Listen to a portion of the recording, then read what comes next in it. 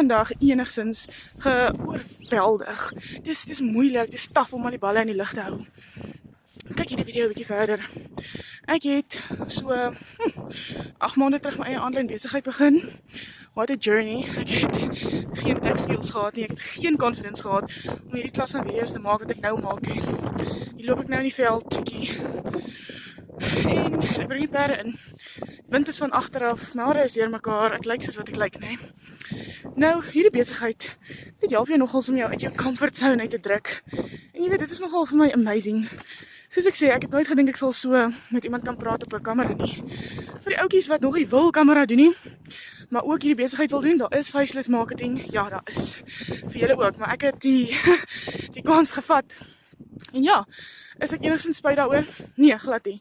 Wat ek in hierdie besigheid geleer het en wat ek ingekry het, ja, is amazing.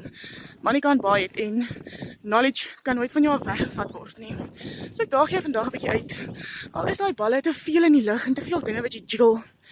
Doen jou eie aanlyn besigheid vir ekstra inkomste. Dan gaan daai balle so een vir een rustiger begin afkom.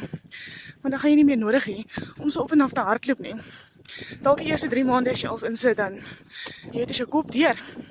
Soms vat dit vir mense baie korter, partykeer vir mense baie langer. Maar die punt van die saak bly, as jy 'n finansiële uitweg soek en jy soek 'n veilige finansiële uitweg, dan is hierdie jou eie aanlyn besigheid die antwoord.